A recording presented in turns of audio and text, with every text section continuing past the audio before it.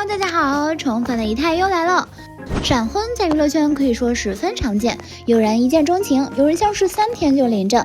戏里光鲜的明星把生活也过成了偶像剧，可不经深思熟虑的婚姻真的能够长久吗？接下来姨太就带大家扒一扒那些选择闪婚的明星最后都怎么样了，看完你也许就找到了答案。大 S and 王小飞，这对曾经令人艳羡的神仙眷侣最终还是宣布离婚了。这对从结婚开始就饱受争议的夫妻，秀过无数恩爱，上演过一幕幕抓马大戏，多次辟谣离婚，最终还是结束了11年的婚姻。他们俩可以说是闪婚的代表。2010年9月底，大 S 与汪小菲在好友安以轩的生日会上相识，第一次见面，他们便互相产生了好感，开始在社交平台暗暗表露心意。10月底，媒体频繁拍到二人约会，他们也不隐瞒，直接大大方方官宣订婚。相识30天，见面4次，他们的身份从陌生人转变成未婚夫妇。11月16日，相识不过1月有余的两人正式领证，结为夫妻。还记得大 S 著名的剥虾论，他如果不帮我剥，我也不讲；他如果帮我剥，我就吃，曾甜杀众人。那时候大家纷纷直呼我又相信爱情了。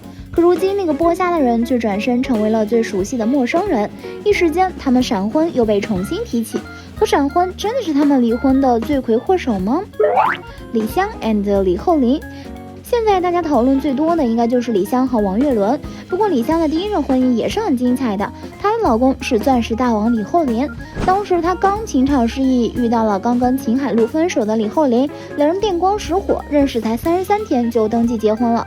不过后来李厚霖生意惨败，差点破产，还时常跟别的女星闹出绯闻。李湘的第一段婚姻勉强维持了2年就宣告结束。苗苗 and 郑恺，2017年冯小刚的电影中，苗苗饰演了女主，此后她片源不断，迎来了事业上升期。这时郑恺出现了。2018年3月一次晚会上，他们合唱了2首歌曲，算是正式认识。虽然直到合作电影《749局》之前，他们并没有过多的交集，但其实苗苗一直是跑男的忠实粉丝，而且在众多嘉宾中对郑恺情有独钟。带着这份崇拜与爱，当郑恺第一次向苗苗表白时，他就欣然接受了。2020年5月21日，郑恺在社交平台公开宣布，与恋爱9个月的苗苗已经领证结婚。其实与苗苗相恋时，郑恺有了一个交往多年的女友，但是交往多年，最后却没有修成正果。许多人不禁疑惑，为什么郑恺与程小月交往多年未谈及婚嫁，却与苗苗能闪婚？仔细观察，不难发现，郑恺的性格是有一些大男子主义的。与事业心比较重的程小月相比，苗苗的性格则更加柔顺温婉。婚后，她甚至为老公放弃演艺事业，息影在家。不仅如此，她还十分支持老公的事业。郑恺的火锅店开业时，挺着大肚子也陪着老公出席开业仪式。或许正是苗苗的温柔体贴，最终打动了花花公子郑恺，使得他坚定的选择在他身边安定下来。孙楠 and 买红妹，同样是闪婚，孙楠和买红妹却走向另外一个极端。与买红妹相识时，孙楠还未成名，而买红妹已经是家喻户晓的演员。但是在这之前，买红妹就听过孙楠的歌，而且十分欣赏他的才华。于是第一次见面，孙楠就提出交往，买红妹便点头答应了。相识24小时，两人便互定终身。为了更好的照顾家庭，婚后买红妹舍弃自己的事业，成为全职太太。本以为这段爱情能有个美好的结局，没想到这时潘玮出现了。潘玮是旅游卫视高尔夫球节目的主持人，孙楠也酷爱打高尔夫球，兴趣相投的两人很快便产生了感情。为了能尽快与潘玮在一起，孙楠决绝地抛弃了相伴8年的买红妹。离婚1年后，孙楠甚至抢走了孩子的抚养权，可他并没有给孩子倾注许多的父爱，甚至将叛逆期的女儿买宝瑶送入了女德学校。因为这些事儿，孙楠被冠上渣男的称号，这也是他身为歌王却抹不去的污点。而买红妹花了4年走出阴影后，与他人组建了新的家庭。现在她的生活幸福而美满，人也越活越年轻。刘涛 and 王珂，2007年，刘涛与王珂在电梯里一见钟情，仅仅认识20天，两人就结婚了。女星闪婚嫁入豪门的消息轰动整个北京城，当年数百辆豪车迎亲的场面非常轰动。婚后两人生下儿子和女儿，刘涛本该过着衣食无忧的阔太生活，可当金融危机来临时，王珂的事业惨遭滑铁卢，赔得血本无归。刘涛不得不复出拍戏，替丈夫还清欠款。复出那2年，她拍戏高产到拼命3娘。现在的刘涛甚至晋升娱乐圈新一代全能王，唱歌、拍戏、直播、综艺、主持样样行。虽然这些年夫妻俩常常传出婚变传闻，但刘涛始终不离不弃，帮助丈夫度过所有难关。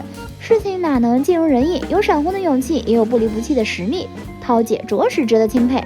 周迅 and 高胜远。没有人想过周迅会结婚，在大多数人看来，像周迅这样追求浪漫的人，婚姻是爱情的坟墓。